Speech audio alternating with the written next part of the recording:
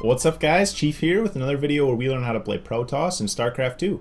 So this video is going to be a 4-minute guide to the 4-gate opening, which is a pretty popular opening, was popular back in Wings of Liberty, not so much anymore, but it can still work. It's pretty aggressive, it's a lot of fun, and it's pretty strong. If you guys want to try it, I would suggest at least trying it a couple times if you've never used it before. If you guys did miss my other video, I do a 3-minute guide to the 3-gate robo. That's a more standard build if you guys are looking for something like that, so keep that in mind. This build is a little more aggressive. It's definitely an all-in build. You're on one base. You can transition out of it, but it's generally not recommended, and it's harder to do. You need to do a lot of damage with this push. So let's go into the build, right into the game here. We're facing a very easy AI. Pretty standard opening. You get your gateway around 13, and then your assimilator around 15, and you only need one assimilator with this build. One assimilator.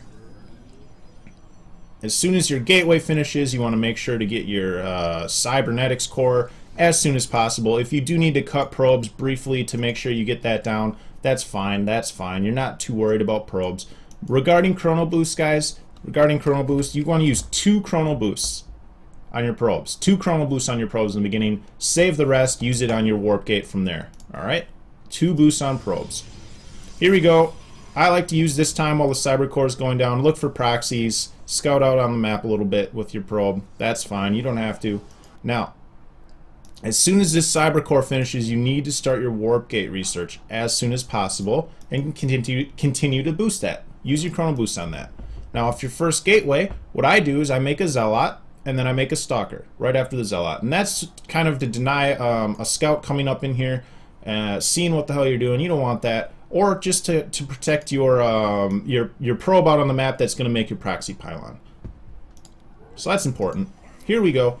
Now, the next thing you're doing is you're adding 3 more gateways. You're adding your 3 warp gates to make up your 4 total. So there they go. And it's important to note, guys, that if you're adding these gateways, you really need to try to get them down right when your warp gate's about 50% completed, or a little earlier if possible. Mine are gonna, you'll see in this video that mine are gonna warp in and finish a little slow. They're not quite going to be done by the time the warp gate research is finished, and that's bad. You want to try to make sure that you get them down early as possible so they're finished by the time your warp gate's done. And you guys can cut probes at this point. You don't have to worry about making probes anymore if you don't want to. You're going to have enough minerals with 17 and 3 on gas. So here we go. As you can see, this finishes. My warp gates are a little late to warp in, but that's okay. Now we have our proxy pylon in the front, and we're going to start warping in units.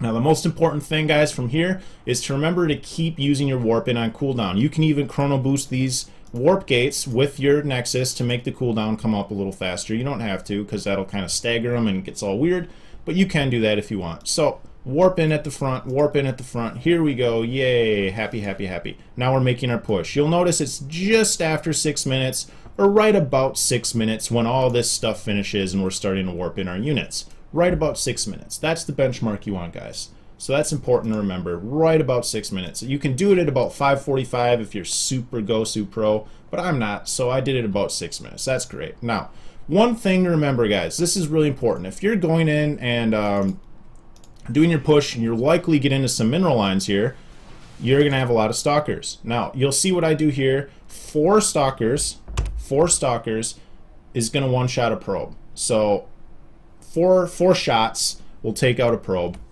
and that's for any worker. So if you're going to split off and micro and try to take out probes, you're going to take 4. Take 4 stalkers. As you see, boom. Okay, back up a little bit because those were already damaged. Come on, don't make me waste all half of my video talking about probe one-shotting. Here we go. We're coming through. We're coming through. We're coming through. Splitting off 4. Now watch. It's going to take 1 shot. Boom. There you go. Beautiful. So any more than that, and you would be wasting potential shots on overkill. So you want to try to split off 4, and that's important to remember. So if they do force field the ramp, don't worry about it. Just keep reinforcing. Keep reinforcing. Remember to put down your pylons, guys. It's very easy to get supply capped if you forget to add pylons as you go. I kind of creep them forward as my push moves forward. That's up to you. Whatever you guys want to do, you can do that. Just don't forget to add in pylons.